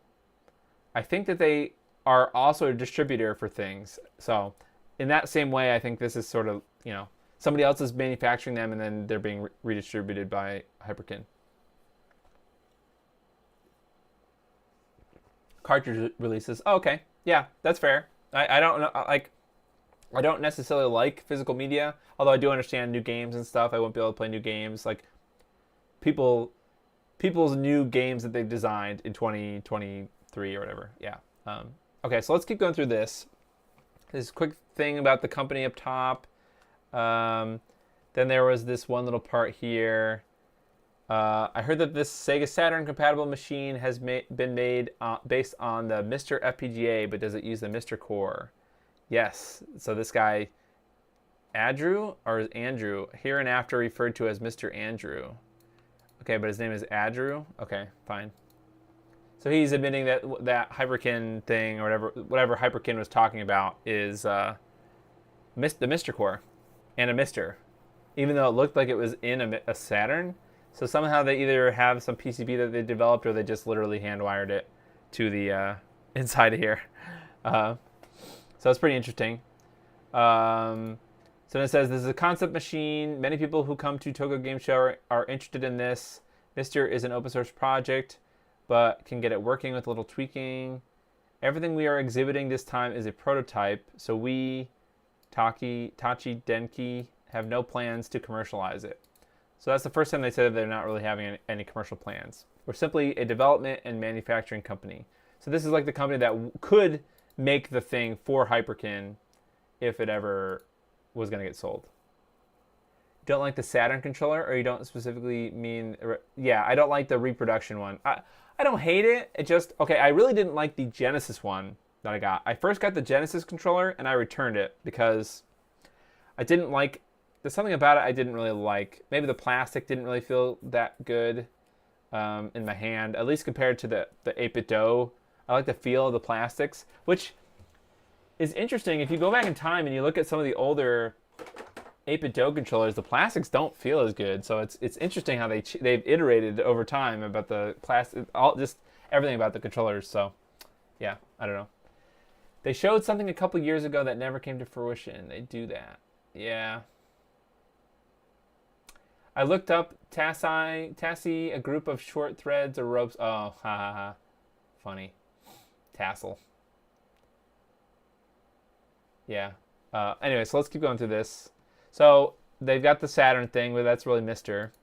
So you're planning to show off these retro game compatible machines as a technology demo and try to do business with companies that are interested in them. So yeah, it's probably trolling for business, trolling for companies to have them produce this thing. However, later here, let's see. They made it with a team of engineers, software engineers in China. This is interesting. Mr. FPGA is open source, but are you considering developing it with other FPGAs? Mr. FPGA is a convenient platform for demos. When it comes to mass production, you need to use low-end hardware. Mr. FPGAs are expensive. It's nice to be able to use it for demos, LOL. Is that a direct translation of something that person said? So that's kind of what I didn't phrase it well, but that was another challenge with getting into FPGA things, is I think it's still too early cost-wise for a lot of these things to happen. And it's also, the next part, clearly here, so it says, Mr. FPGA costs too much, right? And it says, Mr. FPGA does not include Sega's BIOS. As this is a copyright issue, you will need to prepare and set it up separately. Sega's BIOS is a Sega IP. If Sega wanted to make such a machine, they could do it by disclosing the confidential parts. I will tell you the most important thing. We do not intend to sell any unlicensed products. I don't even want to fight with anyone. I'm not trying to pick a fight either. So whoever would end up making anything like this, if it was a one-off or like an individual Sega Saturn FPGA console, they would need Sega's to be involved with it. Which I don't understand why. I don't think that they would not want to be involved with it. I just think it's still too early on the technical end of it. It's still too expensive for FPGAs. I do feel like that will come. Man, are there going to be like just revisions of mini consoles? Or maybe like once you ship something out, you can't like take it back. You can buy the M30 and a Saturn BT. Yeah, I am. That's kind of why I returned the Retrobit Genesis controller, because I already had the M30. Apito doesn't have a Saturn controller, just their Genesis. They have the replacement board, the drop-in replacement board for the original Saturn controller shell. Tang Nano for 20 Tang Nano 20K. Oh, Red Herring says just more FPGA emulators in a different shape box. I mean, yeah. At this point, you can kind of argue that it is I mean, yes. I think that there may be more. I don't even know if there's more skill involved. To be honest, what people are doing with Mister, I don't know enough to. Again, I could say this in front of almost every sentence that I could say. It is kind of, it's still emulation. It's still someone writing software that, even if it manifests itself differently, it's still essentially writing software to emulate a console. So you can skip corners if you want to. If we have got kind of given up on this term, cycle accuracy or whatever, you can, as long as you just make the thing look like the Saturn, you can make it however you want, even if you're using an FPGA. Just because you're using an FPGA does not mean that you're making a one-to-one replacement of the original thing. So that's just my 2 cents on that. So that's not the purpose of this exhibit. Okay. Thank you very much. Okay, so I guess there was also a Nintendo DS compatible machine. Is this a clone of the 3DS? Equipped with dual AMOLED screens, 6-inch and 7-inch, with 90 Hz refresh rate, 2400 by 1080p pixel resolution. So this is like a weird widescreen 3DS. Or I guess the 3DS is kind of widescreen, huh? I don't know. This is something that looks off about this picture here. 600 nits brightness that's a lot. So it looks interesting. This is obviously not a. Is this a real? No, this is not a real one. It doesn't look like a real one. 3DS. Yeah, red is the machine that can play 3DS, and blue is a machine that can play PC games. So it's like a portable handheld, I guess.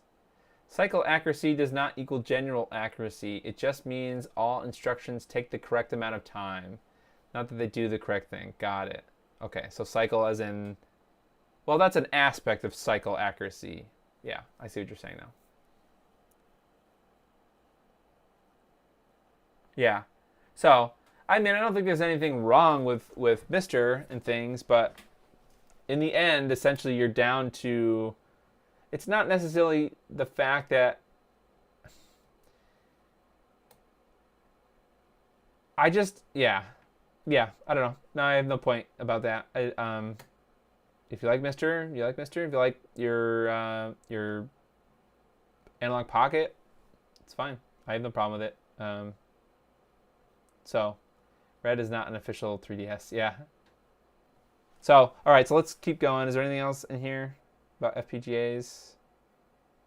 Wow, I didn't realize it got so late. It's 10:40 already.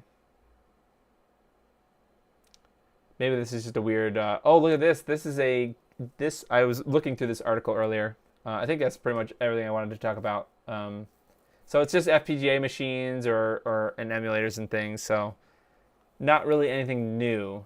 I don't necessarily think anyone has developed anything new that was displayed here. This also is a Game Boy Advance GBA HD.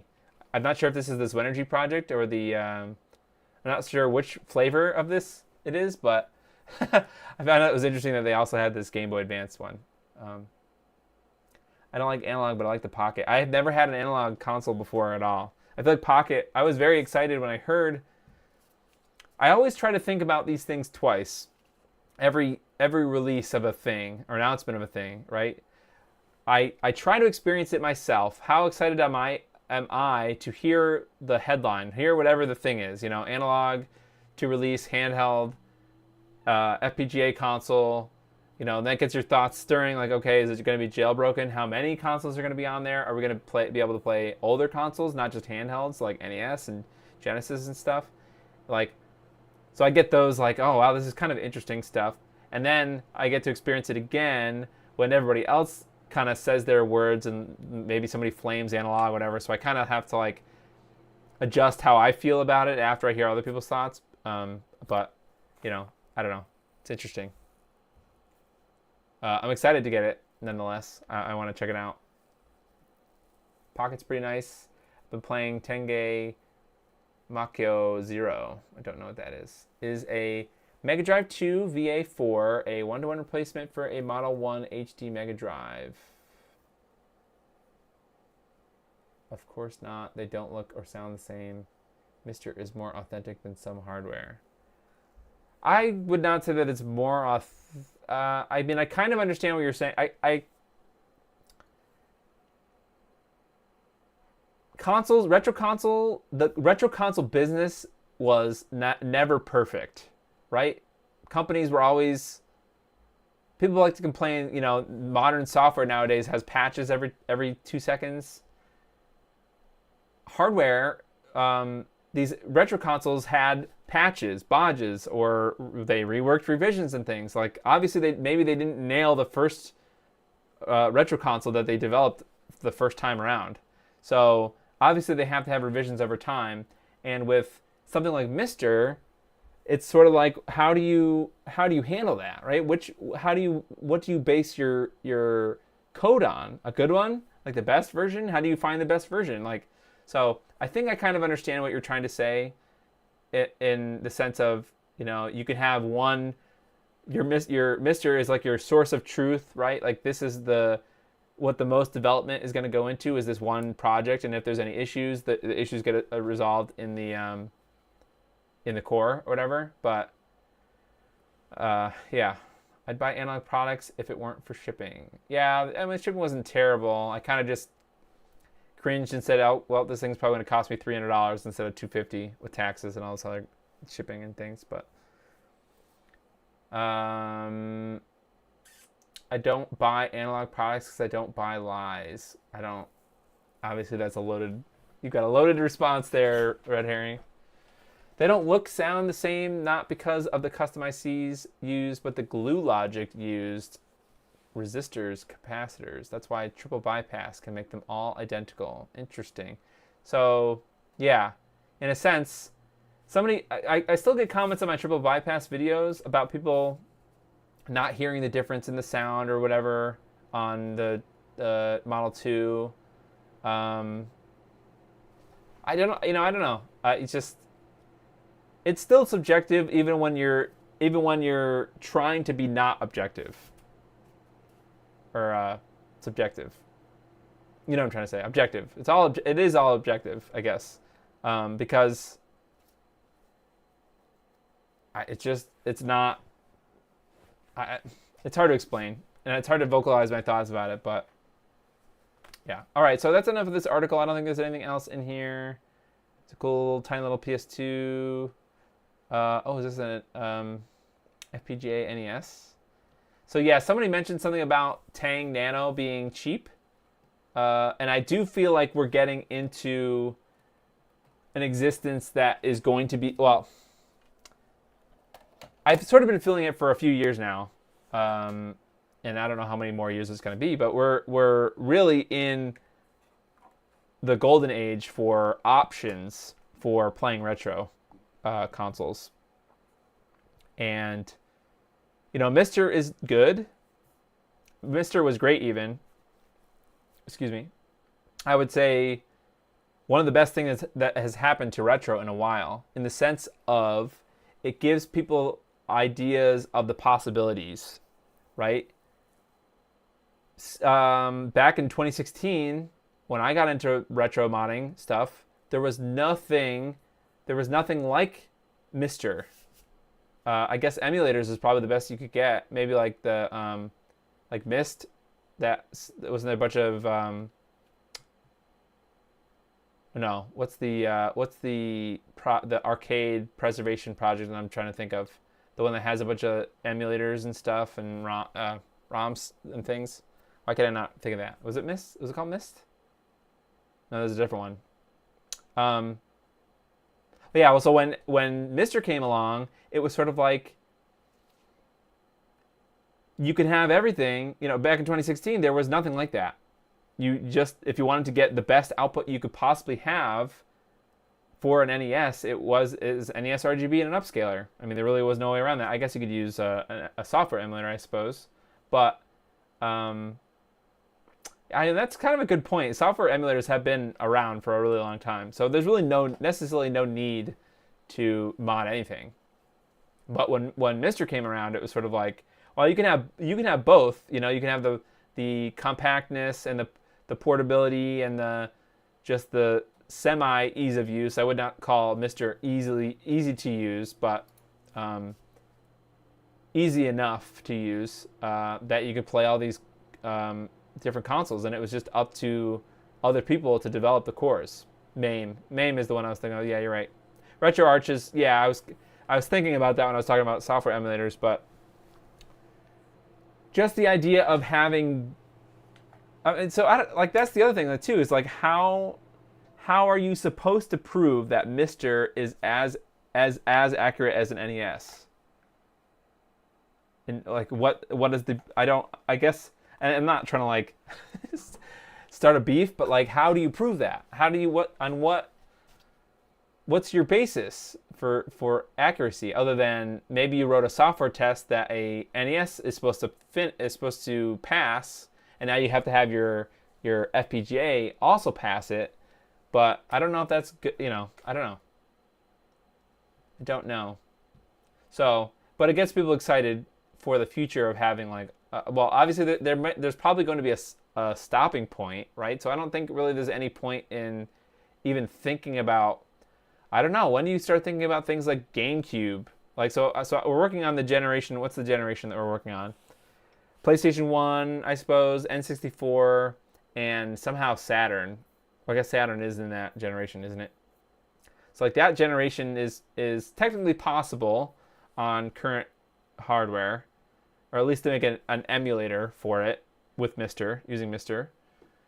But then like, how do you go to the next level? I guess we'll have to wait for things like Mars. We don't know a lot about Mars yet, but maybe like a more powerful FPGA, more input-output pins.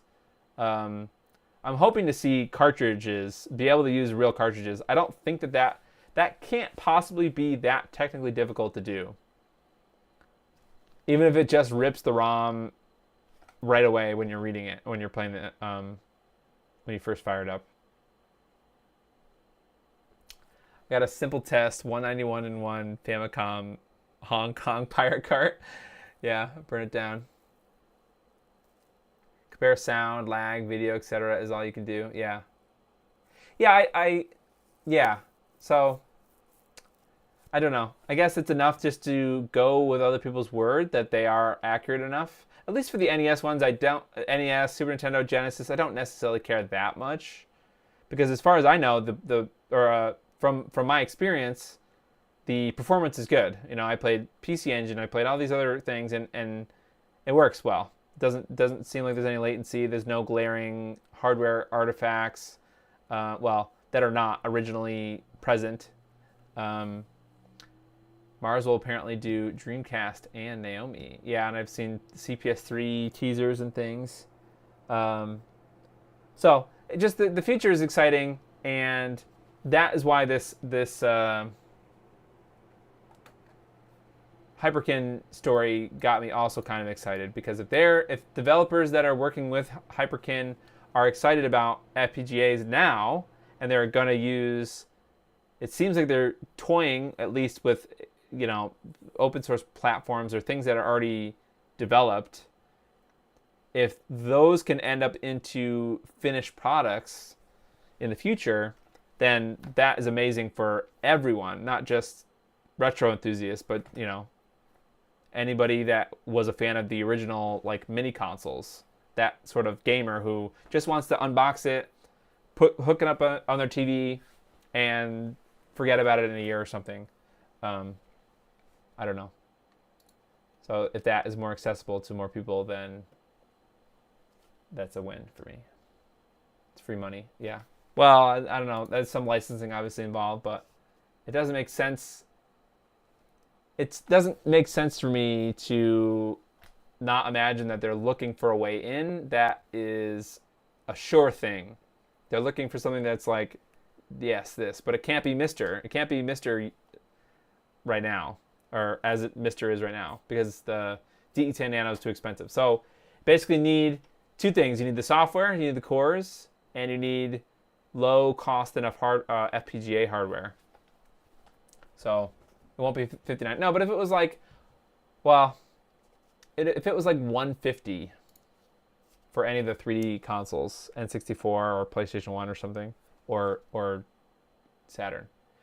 Writing software tests is the golden standard for comparing, measuring, and guaranteeing accuracy. Yeah. If any variation of original hardware can do stuff your emulator cannot, you're not done. Yes, right. The highest praise I can give Mr. It's a wonderful way to play and complete games, even after a modded Famicom to perfection. Those silly little controller cables will return off. What do you mean? Oh, yeah. I don't, yeah. It bothers me that the Famicoms all have the tiny cables. And unfortunately, accuracy is not a goal of most emulators. It's actually something people are completely okay with sacrificing for run's full speed. Yeah, interesting. Yeah, see, it's weird how people care about different things, because I know that even with like Nintendo Switch, you can emulate the Nintendo Switch and make it run way better.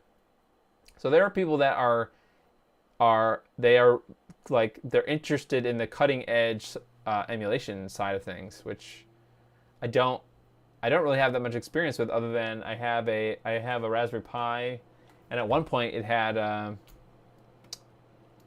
not RetroPie, the other one, the one that people don't like, the one that people hate, the one that looks at the PlayStation cross menu.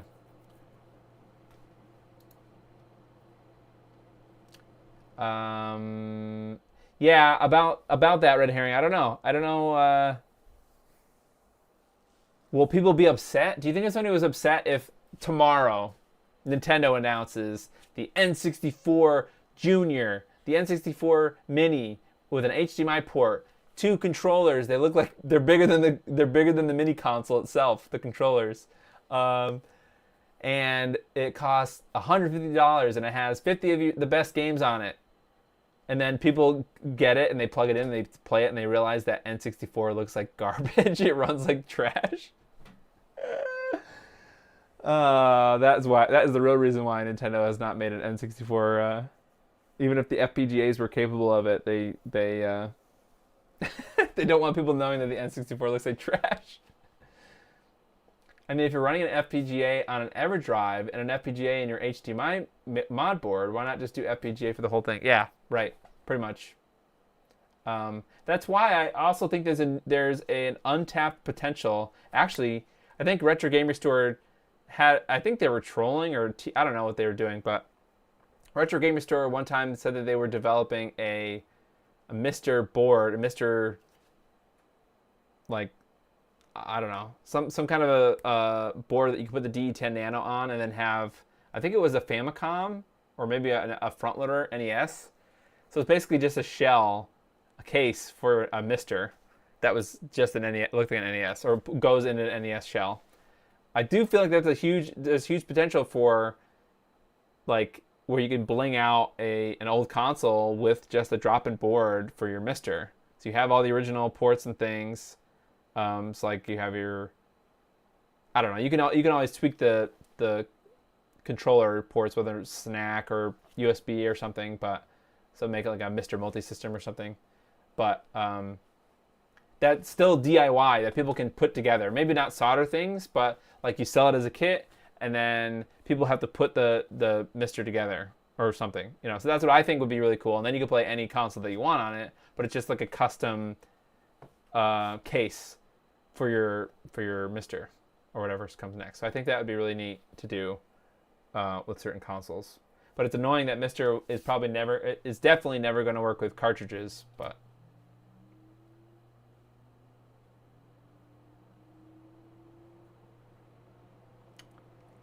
My Famicom does have one exceptional use. Nothing beats playing Duck Hunt with the Famicom Revolver. They know the N64 was a stopgap to the GameCube. Yes, I think I kind of see that now. Looking back, especially the history of the controller schemes and things too. I don't think they knew it. Well, obviously nobody knew it then because that was like the beginning of 3D gaming. Controller layouts were terrible. Graphics were terrible. How fast they ran was terrible. Yeah, definitely interesting. There's nothing wrong with the N64. Problem is nobody had a clue how to write software for it. Not even Nintendo wrote anything remotely close to what the N64 can actually do. Yep, hindsight. Well, I mean, there might be some cool re-implementation, like performance. I think there are some for like the Super Nintendo, right? Isn't there some people that mod Super Nintendo games to make use of other mappers and things to make it faster or make games load faster or something like that? So you could go back, you could have people go back and re-code old games and make them run better. Like there was one for Star Fox. Wasn't there a Star Fox? Someone rewrote the Star Fox game to make it run fast or something. See, there's so many projects with the Retro I can't keep up. I can't dive into every little one and experience it and understand it. If Mars can do cartridges, it might do well. Yeah, I'm not sure. Or at least add-ons. I mean, at this point, we have things like the Sany cart reader. So the different cart adapter things are out there. Like the Analog Pocket has some cart adapters and things. N64 is the greatest console of all time, and I'm willing to get physical about it. Okay, buddy. I was a Nintendo fanboy for life at that point. I come fresh off of I think like the GameCube. When I bought the GameCube, it solidified it. But I had a Super Nintendo, I had the N64, and you could not convince me that N64 was not better than the PlayStation 1. Although I really wanted to play Spyro. Excuse me. My friend had Spyro on his PlayStation, and I really wanted to play Spyro, but I had 7 N64s at one point, and I gave them all away except one. Pretty much. Didn't F-Zero X run at 60 FPS? Oh, that's a GameCube game, yeah. I think the Mr. with cartridge adapters to play physical games would be cool. You'll be able to upload and download your save data. Yeah, so or if we can't have that, at least give us a tool that will let us go back and forth between the Extron, no, what the heck, Extron? The EverDrive and the file system of the Mister. At least let us have a system like that, so you can just dump your thing. That would be a really cool modification of Sani. If somehow you could get it to have access to a computer or another hard drive, because how would you manage how the games were stored? I don't know. Somehow you'd have to have a central location for your files, and then when you're done and you save them on your Mister, they'd be on the file system on your network or a attached hard drive or something, and then you'd pop in your EverDrive, and it somehow would automatically copy the save over, so you can play it from there. I know that's a very big ask, not easily automated because people have different folder layouts and things, but I think that would be a really cool thing. But ideally, it'd be nice if it was just available on Mars. But I'm not a physical. Oh, I bit my tongue. I'm not a physical hardware person. A physical media. I don't really buy games on disc or anything, or carts. At least old ones. I buy new games and stuff. I try to buy the physical game if I can, like the actual disc, but I try not to. Yeah. Gotta mention, Mister works so well with the gun for IR, playing point blank. Yeah, I do have to, now that I have my OLED set up, I should get some IR stuff for that, huh? Pandora light thing. Okay, so I think that's it for news. Hopefully you guys enjoyed that. I know this is kind of a long rant. We didn't actually get into modding anything. Like I wanted to take apart that the Twin Famicom there, but we can do that another time. However, next stream, which it might have to be Thursday, or it might have to be Thursday next week instead of Wednesday, like because I said my girlfriend is working that night. We're gonna try to do the gem, retro gem, on the PlayStation 2. I got the new flex cable from Dan. This is the production flex cable now. I don't know if he sent me both, because I'm waiting basically for both flexes for a slim or a fat. So if I get either one of those, I can complete a gem. But that's going to be difficult. I have a brand new PlayStation 2. Oh, did I put it away? I put it away in the case. I have a brand new PlayStation 2. Not brand new, but new to me. So I'll have to take it apart from scratch. That's going to take a while. This is going to have to be a series. I'm going to have to do it over a couple of streams, I think, because it's just a lot. Me and kind of getting through things. This is why one of the reasons why my videos took so long to make is I would not rush through the whole thing. I liked to, look up, okay, so first get all my parts out, then look up the tutorial, like the official documentation about how to put the thing together, and then kind of methodically go step by step, and that is how I recorded it. So, and I could pause. I don't have to necessarily have to do it all in one sitting. I could come back later, which is the opposite of what Macho Nacho would do. Macho Nacho, when he makes his videos, he told me that he does it all in a single day when he can. He'll start in the beginning of the day, and he'll go and record and film that whole day until he's finished. So, it's funny. Yeah, low heat. I don't know why. I thought that it would just take normal heat, right? Like 350 F, which is kind of what I normally solder at. But I think I'm going to start at like 250 and just go from there. Just start low. I also have, hopefully I have all the strategies that I need. I bought some lead-free solder. So I got a brand new roll of, I've never used it before. I just printed a second filament holder that is like exactly like the one I have for my leaded solder. It's still Kester brand. I really like Kester. It's 0.5 millimeter diameter, so it's the same diameter as my. I said C, didn't I? I meant C. 250C, right?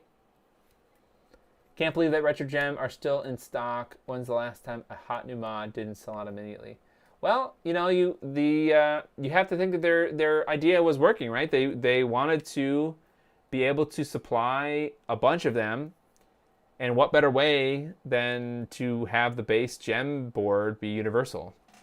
So it's a great idea on paper, You know, where it kind of falls off a little bit is, well, I mean, I suppose we kind of would have seen it with the digital consoles, is you have to now design a flex cable that works in all the variations of that console, or, you know, go through I'm sure that was no small feat to go through all the PS2 variants and find out how they need to be soldered up to this thing.